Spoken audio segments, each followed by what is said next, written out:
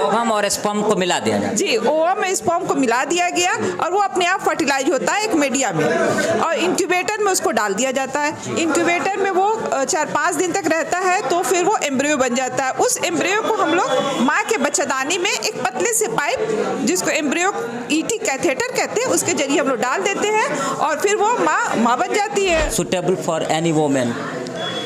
It is very simple process, easy and uterus में उतना ही समय लगता है जो नॉर्मली लगता है। जी, यूट्रस में डालने के बाद लोग सोचते हैं कि लोग बेड रेस्ट में चले जाएंगे, ऐसा कुछ भी नहीं है। हम लोग 5 मिनट के बाद ही पेशेंट को उठा देते हैं, वो आराम से अपना नॉर्मल वर्क कर सकती है, चल फिर सकती है, और ये 9 महीने तक बिल्कुल नेचुरल प्रेगनेंसी की तरह ये ग्रो करेगा। वो अपना सारा काम कर सकती है पेशेंट, कोई बेड रेस्ट इसमें नहीं होता है। हमारे साथ जो है मौजूद है डॉक्टर रूही यास्मीन, जो IVF स्पेशलिस्ट हैं, यानी इन वाइट्रो फर्टिलाइजेशन।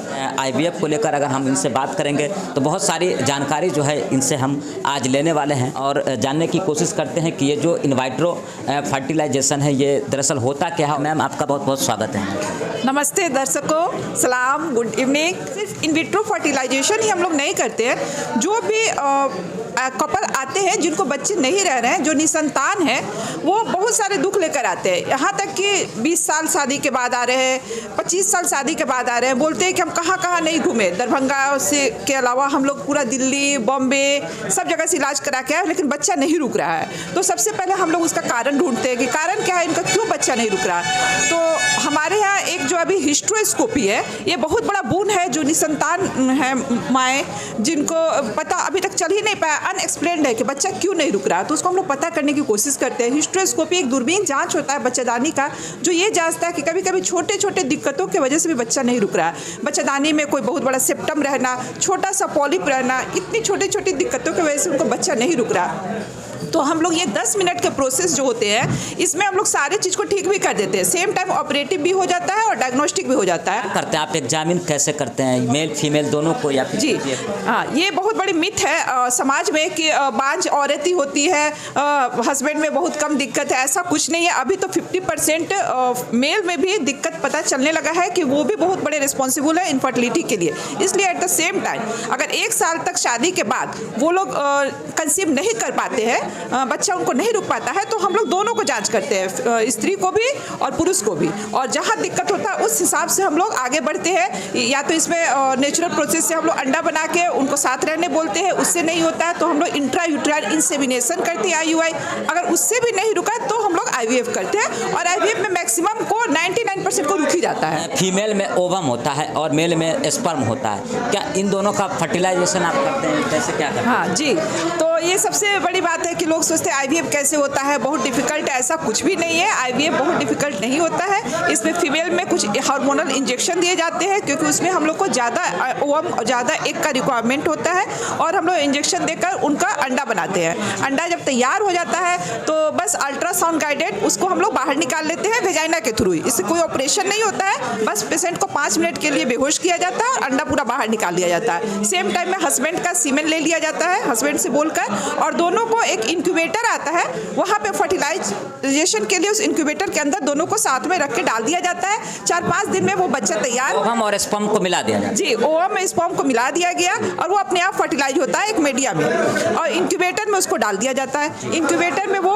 4-5 दिन तक रहता है, तो फिर वो एम्ब्रियो बन जाता है। उस एम्ब्रियो को हम लोग माँ के बच्चेदानी में एक पतले से पाइप, जिसको एम्ब्रियो ईटी कैथेटर कहते हैं, उसके जरिए हम लोग डाल देते हैं और फिर वो माँ बन जाती है। प्रॉब्लम तो मेल में भी हो सकती है ना मैम? जी, प्रॉब्लम ऑफ कोर्स अभी मैंने बताया कि 50% इसमें मेल भी रिस्पॉन्सिबल है, उसके सीमेन में प्रॉब्लम हो सकता है। जैसे समाज में हमेशा औरतों को ही कमी उसमें देखी जाती है। जी, ये पहले जमाने की मिथ्या थी, लेकिन अब ऐसा नहीं है। अब हम लोग दोनों को एट द सेम टाइम एकदम टेस्ट करना जरूरी है। नहीं तो अगर सिर्फ फीमेल का टेस्ट हुआ तो ये हाफ ही टेस्ट हुआ, मेल का भी स्पर्म का टेस्ट होना जरूरी है, साथ में उनका शुगर का, उनके स्पर्म में कोई इन्फेक्शन नहीं हो गया, उनके थायराइड का स्टेटस हम लोग देखते हैं, क्योंकि उनके स्पर्म में काउंट की कमी हो सकती है या वीक हो सकता है, मोटिलिटी कम हो सकती है इनके स्पर्म में, तो उस हिसाब से फिर उनको भी हम लोग मेडिसिन देते हैं और उसको ठीक करते हैं। Suitable for any women.